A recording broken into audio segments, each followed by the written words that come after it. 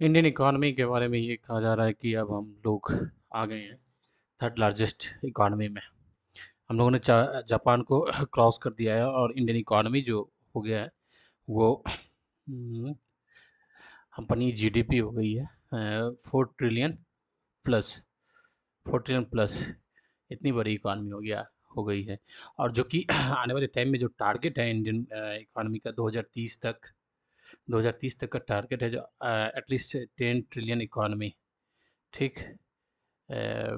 Fourth largest economy अभी हो गए हैं और थर्ड लार्जेस्ट पे पहुंच जाएंगे जब इसको जर्मनी को क्रॉस कर लेंगे, क्योंकि फर्स्ट पे कौन है? USA, second China, third Germany, fourth India and fifth Japan in terms of economy GDP.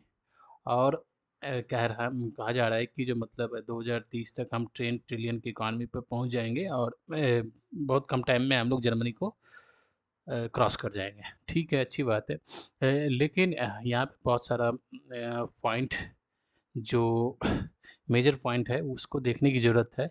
ये देखने की ज़रूरत है कि भाई जो इकोनॉमिक ग्रोथ या वो जो जीडीपी दिखाई दे रहा है वो 10 ट्रिलियन है। ठीक। और दूसरा टारगेट ये है कि 2047 तक we are the developed country. Developed तो यहाँ पे मेन क्राइटेरिया है कि भाई डेवलप्ड होता क्या है? डेवलप्ड होता क्या है? कुछ तो होगा ना। हम लोग डेवलप कंट्री बन जाएंगे, डेवलप कंट्री बन जाएंगे, डेवलप कंट्री बन जाएंगे, तो ये बात तो बहुत है, लेकिन डेवलप का क्राइटेरिया होगा ना, क्या होगा?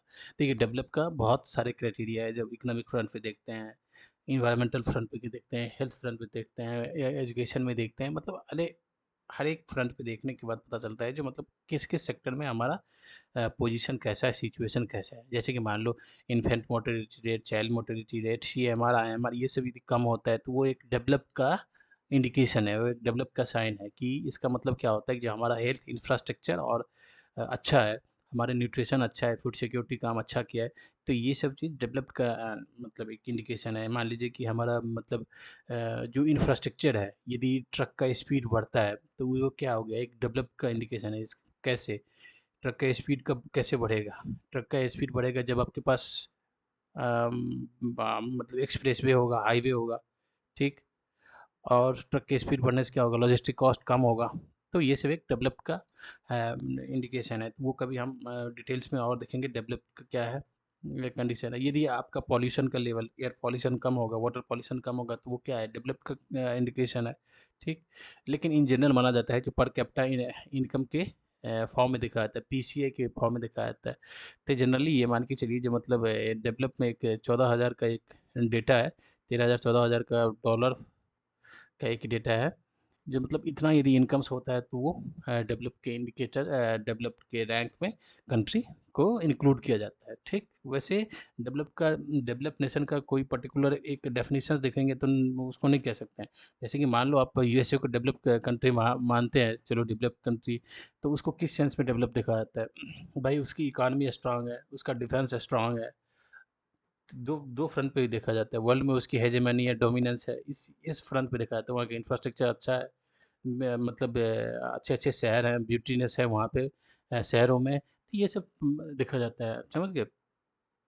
दूसरा चीज़ यदि देखोगे आपसे बाल्टिक स्टेट को देखोगे तो वहाँ डिफेंस में उतना स्ट्रांग नहीं है, इकानमी भी उतनी बहुत बहुत स्ट्रांग नहीं है, लेकिन उसको डेवलप माना जाता है। किस किस वजह से? क्योंकि वहाँ का हेल्थ इंफ्रास्ट्रक्चर बहुत अच्छा है, वहाँ का एजुकेशन अच्छा है, वहाँ पे जेंडर इक्वलिटी है, ये सब इंडिकेटर पे उसको डेवलप माना जाता है। तो हर एक कंट्री का अलग अलग होता है, लेकिन इन जनरल मान के चलते हैं कि पर कैपिटा इनकम इतना होगा तब डेवलप, इससे ऊपर होगा तो डेवलप कंट्री के कैटेगरी में आएंगे। देखिए, सेकंड चीज़ है कि भाई इंडिया डेवलप कंट्री बनेगा तो यहाँ पे एक चीज़ को हमेशा ध्यान रखने की ज़रूरत है कि भाई डेवलप कंट्री के साथ साथ जो कंसंट्रेशन ऑफ वेल्थ ना होना चाहिए। कंसंट्रेशन ऑफ वेल्थ मतलब कि ये 10 ट्रिलियन इकॉनमी हम बन जाएंगे, लेकिन ये इकॉनमी 10 ट्रिलियन अभी 4 ट्रिलियन से ये 10 ट्रिलियन पे जाएगा, मतलब 6 ट्रिलियन का जो बढ़ोतरी होगी जीडीपी के अंदर, ये 6 ट्रिलियन का बढ़ोतरी जीडीपी में होना चाहिए। वो 150 करोड़ जो आपका पॉपुलेशन है, 150 करोड़, इन सब के कंट्रीब्यूशंस होना चाहिए, जिसमें कि हर एक सेक्शंस ऑफ द सोसाइटी का कंट्रीब्यूशन होना चाहिए इस 6 ट्रिलियन इकोनॉमी को बनाने में, 4 से 10 को बनाने में। क्योंकि यदि आपका ये 6 ट्रिलियन इकोनॉमी मतलब 4 ट्रिलियन से 10 ट्रिलियन पर जाएगा, ये 6 ट्रिलियन का जो इज़ाफ़ा आपके इकोनॉमी में होगा, ये आपका टॉप का 1% बनाता है। इतनी बड़ी इकॉनमी आपको टॉप को 1% बनाता है। मान लीजिए 1% मतलब 1 करोड़ 2 करोड़ ही आपका पॉपुलेशन 150 करोड़ में से केवल 2 करोड़ आपका ये 6 ट्रिलियन का इज़ाफ़ा लेके आता है। तो उससे क्या होगा आपके इकॉनमी आपके कंट्री के अंदर डिस्पैरिटी बहुत ज़्यादा होगी, डिस्पैरिटी बहुत ज़्यादा आ जाएगी और डिस्पैरिटी आएगी तो आप जीडीपी के फ्रंट पे नो डाउट आप 10 ट्रिलियन के दिखेंगे, आप थर्ड लार्जेस्ट इकॉनमी दिखेंगे, लेकिन पर कैपिटा इनकम जो है पीसीए जो है वो आपके डेवलप के इंडिकेटर में आप नहीं पहुंच सकते हैं। ठीक, डेवलप्ड इकॉनमी में आप उसमें पहुंचना बहुत मुश्किल होगा। तो ये 6 ट्रिलियन की जो इकॉनमी का जो इजाफा होने वाला है आने वाले 5 साल के अंदर, उस 5 साल में इस 150 करोड़ पॉपुलेशंस का each and every section of the society का कंट्रीब्यूशन होना चाहिए। इस 150 करोड़ पॉपुलेशन का 150 करोड़ जो आपका पॉपुलेशन है उसका इकानमी में कंट्रीब्यूशन किस किस पैमाने पे हम उसको चेक करते हैं। जैसे कि इसके 3 पैमाने आते हैं, जैसे कि देखते हैं कि प्राइमरी सेक्टर जो एग्रीकल्चर सेक्टर है आपका आपका दूसरा क्या हो गया मैन्युफैक्चरिंग सेक्टर, ये तीसरा हो गया सर्विस सेक्टर। इस तीनों में हम बांट के देखते हैं।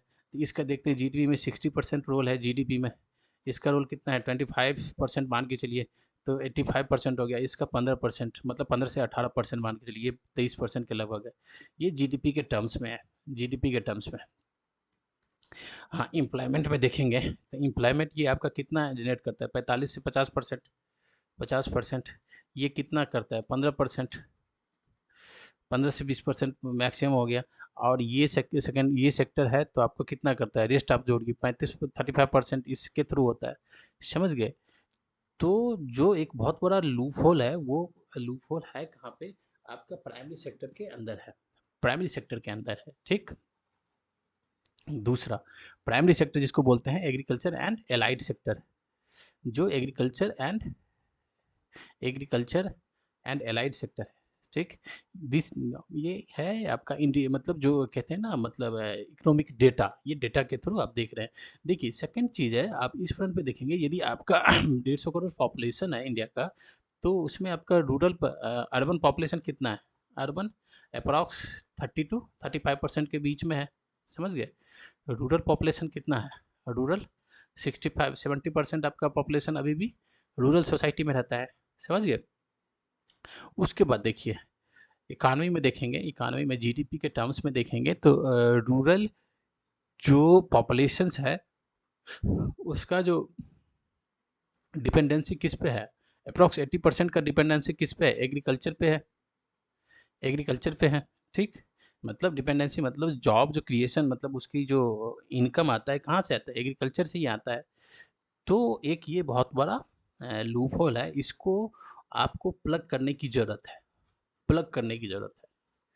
क्योंकि यदि आप चाहते हैं जो 6 ट्रिलियन इकोनॉमी में 150 करोड़ 150 करोड़ पॉपुलेशन का नॉट इक्वल बट मतलब एक स्टैंडर्ड लेवल का कंट्रीब्यूशन हर एक सेक्शन और हर एक पर्सनस का कंट्रीब्यूशन और इकोनॉमी में, तो उसके लिए आपको बहुत सारे फ्रंट पे काम करने की ज़रूरत होगी। क्योंकि रूरल पॉपुलेशन आपका कितना है 70% पॉपुलेशन हो गया, 150 करोड़ का 70% इसको जोड़िए तो कितना हो जाएगा, लगभग से आपका 100 करोड़ के लगभग होगा। ठीक, 105 करोड़ के लगभग होगा आपका पॉपुलेशन।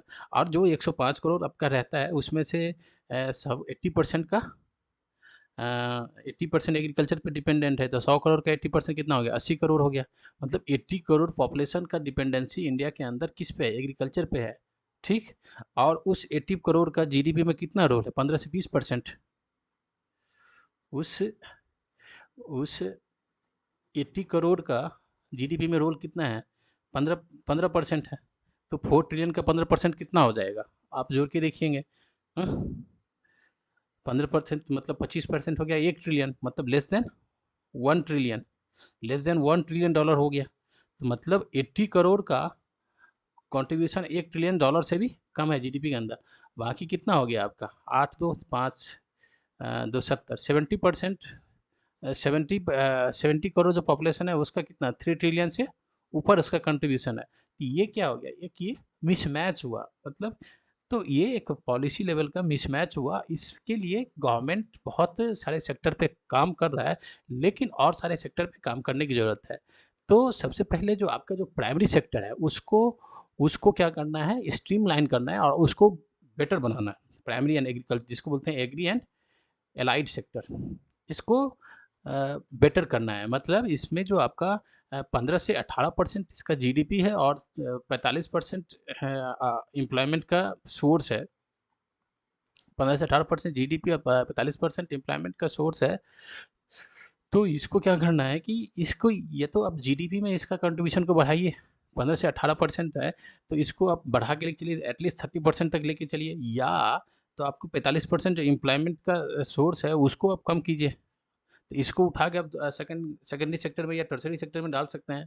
हाँ, कुछ तो करेंगे ना, तभी तो होगा। तो इस मेन है क्या, जो आपको इसके जीडीपी में कंट्रीब्यूशंस को बढ़ाना है एग्रीकल्चर एंड एलाइड सेक्टर के लिए।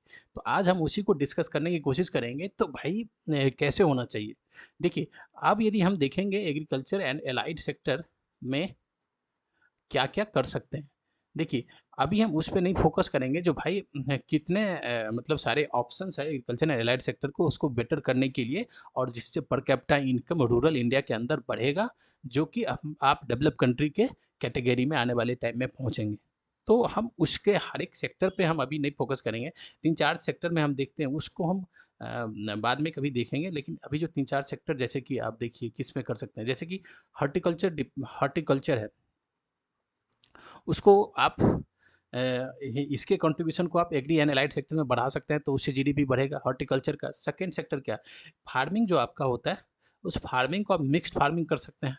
ठीक, मिक्स्ड फार्मिंग कर सकते हैं। ठीक, फार्मिंग के अंदर, फार्मिंग के अंदर kinds of innovations, kinds of possibility है आपके फार्मिंग के अंदर, काइंड्स ऑफ पॉसिबिलिटी है, जिसमें कि ये किसान का जो इनकम है, फार्मर का इनकम बढ़ेगा, और इनकम बढ़ेगा, इससे उसका पर कैपिटा इनकम बढ़ जाएगा, जीडीपी में कंट्रीब्यूशन बढ़ेगा। तो फार्मिंग में बहुत सारा अपॉर्चुनिटी है, उसको हम कभी और देखेंगे। ठीक, हॉर्टिकल्चर हो गया, मिक्स्ड फार्मिंग हो गया। तीसरा तीसरा चीज़ जो आप कर सकते हैं, जैसे कि सबसे बड़ा ज़रूरी है कि वैल्यू एडिशंस, वैल्यू एडिशन बहुत ज़रूरी है एग्रीकल्चर के अंदर। तो we are not only the exporter of only raw materials. ठीक है, हम लोग केवल रॉ मटेरियल का एक्सपोर्टर बन के रहना नहीं चाहिए, या फिर जो रूरल इंडिया है उसको केवल एक रॉ मटेरियल का एक्सपोर्टर बना के नहीं रख सकते हैं। उसमें वैल्यू वैल्यू एडिशन करने की बहुत ज़रूरत है, जिससे इससे क्या होगा, एम्प्लॉयमेंट भी जनरेट होगा और पर कैपिटा इनकम भी लोगों का बढ़ेगा। ठीक, ये करने की बहुत ज़रूरी है, वैल्यू एडिशन जनरेट करने की ज़रूरत है। ठीक, मिक्स फार्मिंग, हॉर्टिकल्चर, इस पे आप फोकस कर सकते हैं। ठीक, ये 3-4 सेक्टर को हम अभी मतलब इंडिकेट किए हैं। इस सेक्टर में क्या-क्या अपॉर्चुनिटी है उसको हम बाद में देखेंगे। बट हम अभी हम इस प्लानिंग पे फोकस कर रहे हैं, जो भाई ये जो एग्रीकल्चर सेक्टर या एग्रीकल्चर एंड एलाइड सेक्टर के अंदर जो जॉब अपॉर्चुनिटी आप क्रिएट कर सकते हैं, वैल्यू एडिशन कर सकते हैं इकोनॉमी में, और जीडीपी में उसके कंट्रीब्यूशन को बढ़ा सकते हैं, पर कैपिटा इनकम को बढ़ा सकते हैं। तो इसको करने के लिए जो मेथड और जो स्कीम जो होना चाहिए, वो किस तरह का होना चाहिए। ठीक, देखिए, आप जो देखेंगे ना, ये जो मनरेगा है, या ये फूड सिक्योरिटी ऑफ इंडिया, ये सब जो एक्ट है ना, ये सब क्या है, एक वेंटिलेटर की तरह काम कर रहा है, वेंटिलेटर के लिए तरह काम कर रहा है, वेंटिलेटर की तरह काम कर रहा है रूरल इंडिया के लिए। समझ गए? तो वेंटिलेटर पे आप कितने दिन रखोगे सोसाइटी को, कितने दिन रखोगे? इसके लिए तो आपको एक फुल एंड प्रूफ प्लानिंग करना पड़ेगा। I am not criticizing the government और not present government, but it is a question for the entire system. Entire system के लिए ना आपको वेंटिलेटर को हमेशा मतलब इसको तो हटाना पड़ेगा। वेंटिलेटर पर कितना देर तक आदमी ज़िंदा रह सकता है? आपको इसके लिए एक परमानेंट सॉल्यूशन लेके आना पड़ेगा। हाँ, जिसके लिए गवर्नमेंट कर भी रहा है, बहुत कुछ किया भी है, जैसे एस्पिरेशनल डिस्ट्रिक्ट, एस्पिरेशनल ब्लॉक, ये सब लेके आया है। लेकिन उसके अंदर क्या आपका रिज़ल्ट किस तरह का है? क्या उससे मतलब उसमें कुछ और रिफ़ॉर्म करने की ज़रूरत है? इस सबको देखने की ज़रूरत है। लेकिन जो मेरा जहाँ तक मानना है कि इस मेथड जो है, मेथड या स्कीम जो कह सकते हैं, इसमें इस तरह का हो सकता है कि भाई आप पंचायती राज इंस्टीट्यूशंस को जब तक इसको आप मतलब रिवाइव नहीं करोगे, इसको एक पॉलिटिकल पॉलिटिकल एंगल से देखना बंद नहीं करोगे, इसको it is not only the मतलब political front of local democracy, इसको political front of local democracy के लिए इसको इस एंगल से नहीं जब तक देखना नहीं बंद करेंगे। ये तो ठीक है, चलिए भाई 73-74वां कॉन्स्टिट्यूशन अमेंडमेंट के थ्रू आप लेके आए, उसमें किए, लेकिन उसके यदि आप देखोगे जो कितना सब्जेक्ट इसको दिया गया है, पंचायती राज इंस्टीट्यूशंस में कितना सब्जेक्ट, 19-20 सब्जेक्ट दिया गया है जो भाई ये काम कर सकता है, ठीक? तो वही काम नहीं हुआ जो होना चाहिए। उसको दिया गया ना भाई, आप ये कर सकते हैं, जैसे कि मतलब एनर्जी के लिए ये कर सकते हैं, रोड के लिए ये कर सकते हैं, उसके बाद हाउसिंग के लिए ये कर सकते हैं, मतलब इतना सारे उसको सब्जेक्ट दिए थे ना, इस सेक्टर में आप काम कर सकते हैं। वही काम नहीं हुआ जो कि वही ज़रूरत था करने के लिए, और ये एक पॉलिटिकल राइट्स एंड पॉलिटिकल कह सकते हैं जो एक बेस बनना स्टार्ट हुआ। तो इसको दुरुस्त करने की बहुत ज़रूरी है। हम आपको एग्जाम्पल एक लिख कर बताने की कोशिश करेंगे। देखिए, जो डेवलपमेंट जो होता है, डेवलपमेंट में आप one size fit for all नहीं कर सकते, फिट फॉर ऑल नहीं कर सकते। जैसे आप यदि देखोगे एक स्कीम आप ऊपर से टॉप टॉप टू बॉटम करोगे और उसी को हर एक जगह अप्लाई करोगे तो वो फिट नहीं होगा, क्योंकि इंडिया के अंदर डाइवर्सिटी बहुत ज़्यादा है। Diversity in terms of climate, in terms of landscape, in terms of cultural, in terms of area of interest, in terms of interest, मतलब हर एक फ्रंट पे बहुत ज़्यादा डाइवर्सिटी है, ठीक? तो उस डाइवर्सिटी को रख के आपको जो प्लानिंग करने की ज़रूरत है, प्लान करने की ज़रूरत है, वो आपको इवन द पंचायत लेवल की आपकी प्लानिंग होनी चाहिए, पंचायत लेवल प्लानिंग होनी चाहिए, ठीक? ये प्लानिंग, पंचायत लेवल प्लानिंग के थ्रू आप डेवलपमेंट को आप क्या कर सकते हो, डेवलपमेंट तो हो रहा है लेकिन डेवलपमेंट को आप स्पीडी कर सकते हो, स्पीडी जो आपकी इकोनॉमी का ग्रोथ जो 4 ट्रिलियन अभी हुआ है, यदि आप इसमें डेवलपमेंट की जो स्ट्रैटेजी है उस पे आप यदि पंचायत लेवल का या लोकल लेवल का यदि पॉलिसी, लोकल लेवल के लिए क्या ज़रूरी है उस लेवल के यदि पॉलिसी फॉर्मेशन पे आप फोकस किए रहते, तो आपकी जो इकोनॉमी है आप अभी चाइना के बराबर रहते या चाइना को क्रॉस किए हुए रहते। यदि आप 70s में देखोगे तो 70s में कितने थे चाइना की इकोनॉमी, $450 बिलियन की इकोनॉमी था 70 में, ठीक? और अपनी इकोनॉमी जो थी वो चाइनीज़ की इकोनॉमी से बड़ी ही थी। अपना इकोनॉमी और चाइना इकोनॉमी उससे बड़ा ही था या इक्वल चल रहा था 70s में।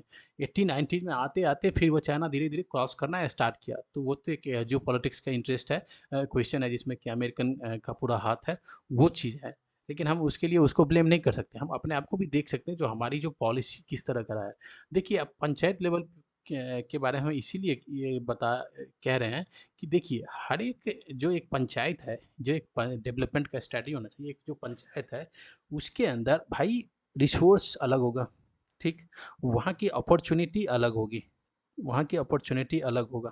ठीक? तो यहाँ के रिसोर्स को ध्यान में रख के यदि आप उसको प्लान करते हैं, वो प्लान कैसे होगा? जो आपका पंचायती राज इंस्टीट्यूशन के अंदर जो आप जिस रिप्रेजेंटेटिव को बनाए हैं, जो आए हैं, उस रिप्रेजेंटेटिव के थ्रू यदि आप ब्लॉक लेवल पे जो आपका ऑफिसर है, इसको जब आप मतलब जोड़ते हैं और उसके थ्रू आप कहते हैं कि जो भाई इस पंचायत के लिए आप प्लान करो, जो प्लान करने में आपका मेन एम क्या या ऑब्जेक्टिव क्या होगा? ऑब्जेक्टिव ये होगा कि भाई यहाँ पे जॉब क्रिएशन कैसे की जाए?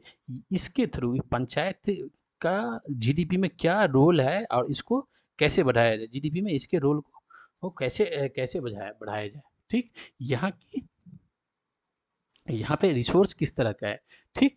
इसके थ्रू आप कर सकते हैं। अब हम इसको डिटेल्स में अभी देखेंगे।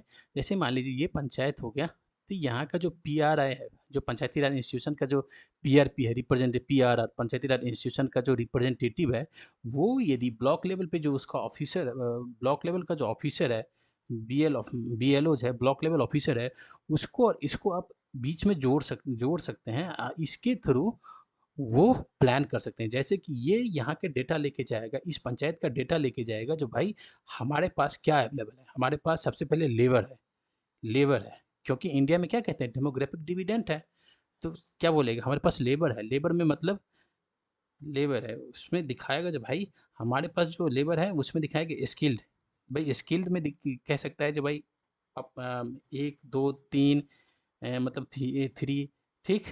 ये जो है ये जो है इसका स्किल इस लेवल का है, लेवल 1, इसका लेवल 2, लेवल 3, इस स्किल के लोग हैं, ठीक। फिर दिखा मतलब ये बता सकता है जो किस किस सेक्टर में स्किल है, जैसे कि मान लो कह सकता है जो कारपेंटर ये हो गया, फिर उसके बाद शू मेकर ये हो गया, ठीक।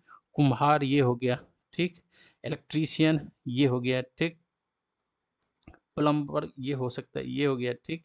फिशरीज वाला ये हो सकता है। मतलब आपके पंचायत के अंदर जितने भी पॉपुलेशन है, जितने भी डेमोग्राफिक डिविडेंट है, उसमें किसका क्या स्किल्ड है, इसका आप डेटा तैयार कर सकते हैं। इसको हम क्यों कह रहे हैं पंचायत लेवल का, ये पंचायत लेवल का ऑफिसर, इसका यदि आप डेटा तैयार कर सकते हैं, फिर आप ब्लॉक लेवल पे, ब्लॉक लेवल का जो ऑफिसर है उसके साथ आप जब कोलैबोरेट करेंगे, उसके साथ बात करेंगे, तो ये आप दिखाए जो भाई स्किल्ड ये है।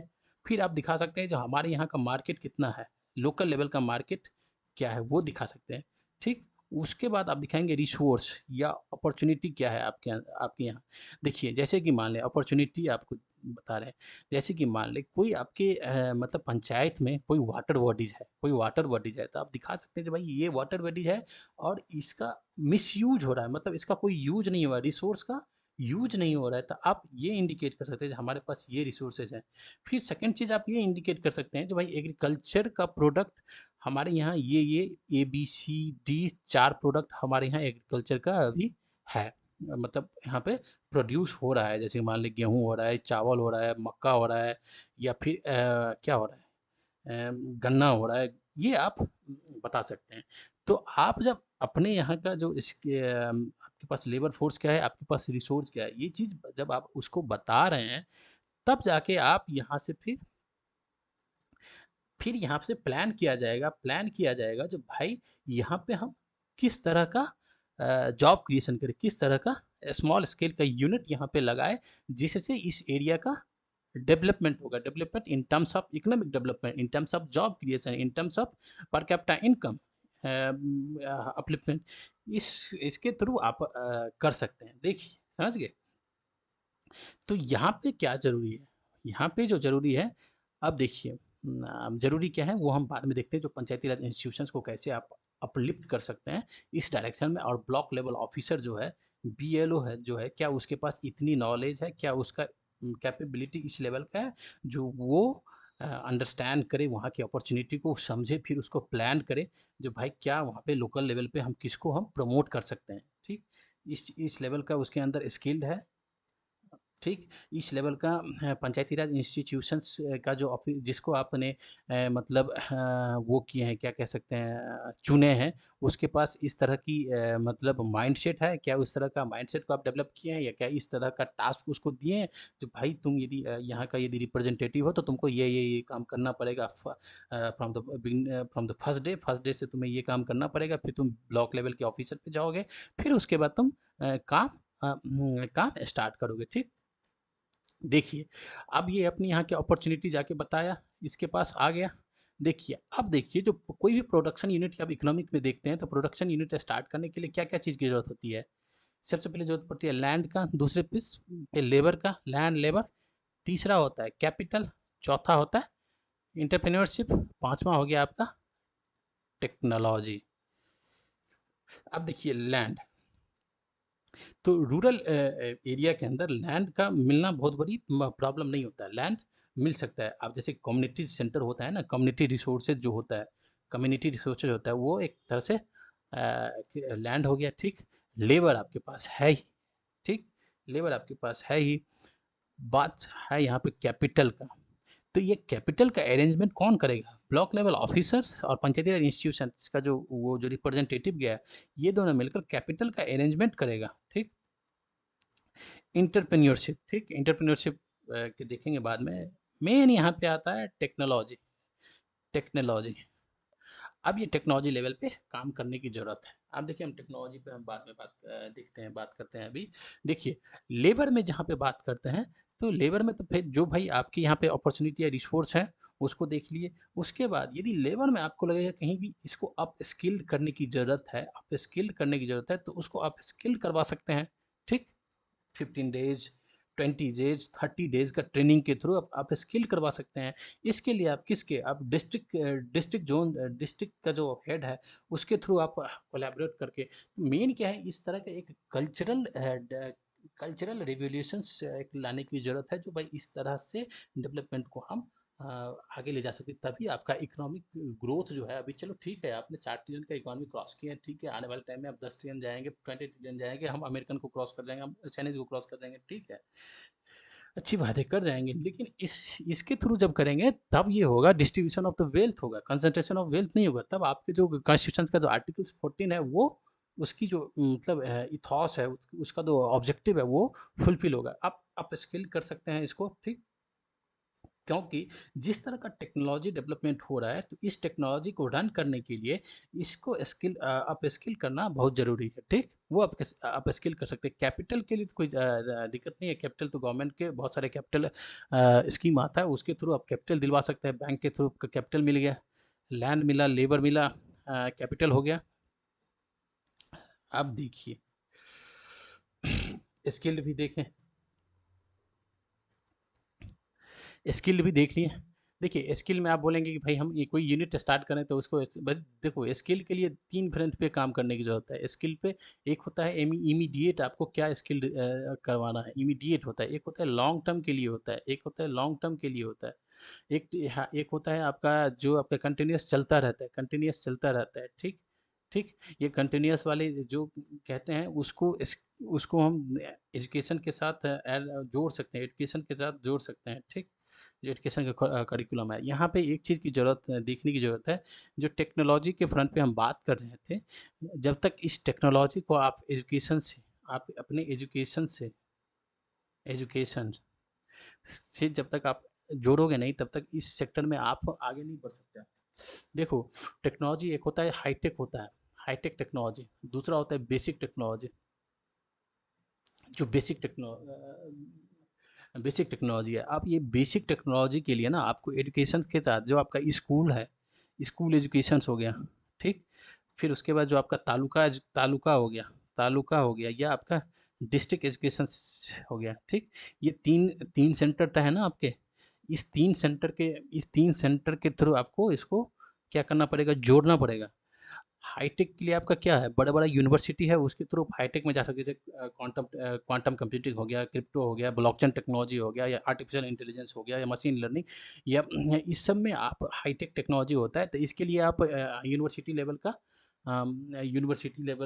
का एजुकेशन, जिसमें पीएचडी इसके थ्रू आप करवाते हैं, वो अलग अपने लेवल पर चल रहा है। लेकिन आपको बेसिक जो कह सकते हैं बेसिक टेक्नोलॉजी के लिए इसके थ्रू आपको करना पड़ेगा। जैसे कि मान लीजिए, जो आपका स्कूल है, जो आपका जो आपका स्कूल है, स्कूल एजुकेशन स्कूल एजुकेशन है। मान लीजिए कि हम एक फ्लड एरिया की बात कर रहे हैं, फ्लड एरिया में बात कर रहे हैं, फ्लड एरिया की बात करें, स्कूल के बारे में बात करें। अब उस स्कूल में जब बच्चे को पढ़ाया जा रहा है, तो भाई उसको चलो ठीक है, आपने एक इंडिया के बारे में जनरल सी नॉलेज उसको दे दी है, जो भाई इंडिया के अंदर यहाँ पे बारिश होती है, यहाँ पे ये डेजर्ट रीजन है, यहाँ पे बारिश कम होता है, ठीक है, ये सब चीज़ का नॉलेज दे दी है। लेकिन आपको उसको करना क्या है, उसको दिखाना ये है, जो भाई ये जिस एरिया में तुम पढ़ रहे हो, वहाँ पे फ्लड बहुत ज़्यादा आ रहा है, यहाँ पे फ्लड बहुत ज़्यादा ज़्यादा आ रहा है। तुम इस फ्लड को तुम इस फ्लड को कैसे वो कर सकते हो, जो फ्लड का सिचुएशन आता है उसमें तुम कैसे इसको काउंटर कर सकते हो। इस तरह का एजुकेशन आपको मतलब देना पड़ेगा। तुम किस तरह से इसको काउंटर कर सकते हो एट टेक्नोलॉजी के लेवल पे, क्या टेक्नोलॉजी के लेवल पे तुम क्या कर सकते हो। तो ये एजुकेशन आपको यहाँ के स्कूल में आपको देना पड़ेगा, जिस एरिया का क्या वहाँ का प्रॉब्लम है और किस एरिया का क्या वहाँ पे अपॉर्चुनिटी है, किस एरिया में क्या रिसोर्सेज हैं, उस वहाँ के स्टैंडर्ड के लेवल के, वहाँ के जो नीड है उसके अकॉर्डिंग आपको टेक्नोलॉजी अपग्रेडेशन या उस तरह का नॉलेज को देना पड़ेगा। इसके लिए आपको क्या, जो आपका टीचर रिक्रूटमेंट होता है, जो टीचर होता है, उसको क्या करना पड़ेगा, उसको ट्रेन करना पड़ेगा, उसको अपस्किल करना पड़ेगा, उसको ज़िंदगी भर पढ़ना पड़ेगा। उसको ये नहीं कि गवर्नमेंट जॉब मिल गया है अब चलो भाई आराम से ज़िंदगी काटना, ये नहीं, उसको पढ़ना पड़ेगा, उसको नई-नई टेक्नोलॉजी के बारे में पढ़ना पड़ेगा, उसको जो वर्ल्ड के अंदर क्या इनोवेशन हो रहा है उसके फील्ड से रिलेटेड उसको उस बात में देखना पड़ेगा। जैसे कि मान लो ये चीज़, ये फ्लड वाले की बात कर रहे हैं, उसको ये बताना होगा जो भाई चाइना के अंदर जो वांगहो यांगत्ज़ रिवर रीजन है, उसके अंदर फ्लड आता था, उस फ्लड के प्रॉब्लम को वो कैसे सॉर्ट आउट कर रहा है, या चाइनीज़ के या अमेरिकन के अंदर यदि मिसिसिपी रिवर है, मिसिसिपी रिवर है, वहाँ पे यदि फ्लड का ऐसा कोई सिचुएशन था, तो उसको किस तरह से टेक्नोलॉजी के लेवल पर, किस लेवल पे उसको सॉर्ट आउट किया। इस तरह के केस स्टडीज़ आपको इस टीचर को बताना पड़ेगा टाइम टू टाइम, ठीक? इसको ट्रेन करना पड़ेगा, तब ये टीचर यहाँ के स्टूडेंट को उस चीज़ को ट्रेन करेगा, ठीक? उसके बाद उसके अंदर टेक्नोलॉजी को डेवलप करने की एक एक उसके मतलब माइंडसेट को डेवलप करना पड़ेगा, उसके टेंडेंसी को करना पड़ेगा, जो भाई बेसिक एजुकेशन यदि एक दिन के अंदर आप उसको 5 क्लास पढ़ाते हैं, तो यदि 4 क्लास आप बेसिक पढ़ाते हैं, तो 1 क्लास उसके लिए मैंडेटरी करोगे, जो भाई लोकल लेवल का क्या अपॉर्च्युनिटी है और क्या प्रॉब्लम है। उसके लिए तुम क्या कर सकते हो, उस तरह का एजुकेशन उसको देना पड़ेगा, ठीक? तब जाके आपकी बेसिक टेक्नोलॉजी के सेक्टर में आप ग्रोथ करेंगे। इसके लिए क्या ज़रूरत है? इसके लिए आपको फंड की ज़रूरत पड़ेगी। फंड की ज़रूरत पड़ेगी। फंड आप स्कूल फंड आपको क्रिएट करना पड़ेगा, स्कूल फंड आपको क्रिएट करना पड़ेगा। इस स्कूल फंड को कौन मॉनिटर करेगा? पंचायती राज इंस्टीट्यूशन के थ्रू आपको ये करना पड़ेगा, ठीक? अब करप्शन छोड़ो यहाँ पे। हम इसको क्यों देख रहे हैं, बात करें, देखिए जैसे कि मान लीजिए मेघालय के अंदर पाइनएप्पल की बहुत ज़्यादा प्रोडक्शन होता है। पाइनएप्पल हॉर्टिकल्चर के अंदर पाइनएप्पल का बहुत ज़्यादा प्रोडक्शन होता है। यदि वहाँ के जो एजुकेशन सिस्टम है, उस एजुकेशन सिस्टम में बच्चे को यदि वह ये चीज़ आप उसको इस लेवल पे उसको ट्रेन करो, जो भाई पाइनएप्पल में कैसे वैल्यू एडिशन तुम कर सकते हो, और पाइनएप्पल में कैसे तुम वैल्यू एडिशन कर सकते हो। यदि एक पाइनएप्पल की कीमत मान ले 30 रुपया हो रहा है, तो इसमें तुम वैल्यू एडिशन करके मार्केट में कौन-कौन से प्रोडक्ट लेके आओगे, जिसको 30 के बदले में 300 तो बना सकते हो यहाँ से। तो इसके लिए क्या करना पड़ेगा उसको, आप इस टेक्नोलॉजी यहाँ पे उसको बताना पड़ेगा, जब भाई पाइनएप्पल के थ्रू जूस जूस तैयार करके उसको आप क्या कर सकते हैं। फिर उसके बाद आपको उसको पाइनएप्पल की केमिस्ट्री भी बतानी पड़ेगी, जी भाई इसकी केमिस्ट्री, इसमें इस तरह के कंपोनेंट पाया जाता है, इस तरह का कंपोनेंट रहता है, इस कंपोनेंट से बॉडी के अंदर ये चीज़ मतलब इस चीज़ में बढ़ता है, ये चीज़ कम होता है, इससे ये होता है, ठीक? तो वहाँ पे उसको ट्रेन करना पड़े, तो उस स्कूल में भाई यहाँ की अपॉर्चुनिटी पाइनएप्पल है, यहाँ के रिसोर्सेज पाइनएप्पल है, तो आपको यहाँ पे इस स्कूलिंग में इस चीज़ को इसको ऐड करना पड़ेगा, उसको बताना पड़ेगा, ठीक? तब क्या होगा, यदि इस तरह का मेन पावर, इस तरह का ह्यूमन रिसोर्सेज आप बनाते हो, इस तरह का ह्यूमन रिसोर्सेज आप बनाते हो, तो उससे क्या होगा कि वैल्यू एडिशन जो कहते हैं वो होता जाएगा, वो होता जाएगा, ठीक? उसके बाद क्या होगा, ये बच्चा यदि स्कूल से यदि वो निकलता है, स्कूल से यदि निकलता है, तो वोकेशनल तो रहेगा, वोकेशनल ट्रेनिंग तो उसको मिल ही गई। उसके बाद ये चाहेगा कि मैक्रो लेवल का वो कोई यूनिट चाहेगा, तो वो स्टार्ट कर सकता है। इससे आपका क्या होगा, ये जॉब क्रिएशन करेगा। It is no he and she is not a job seeker, he is a job creator. ये यहाँ से जॉब क्रिएटर बनेगा, ये आपकी जीडीपी में कंट्रीब्यूट करना स्टार्ट करेगा, इसका पर कैपिटा इनकम बढ़ेगा, इसकी लिविंग स्टैंडर्ड बढ़ेगी, आपकी कंट्री डेवलप होगी।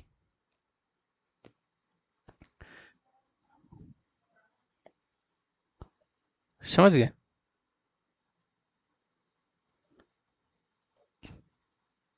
तो ये चीज़ करने की ज़रूरत है।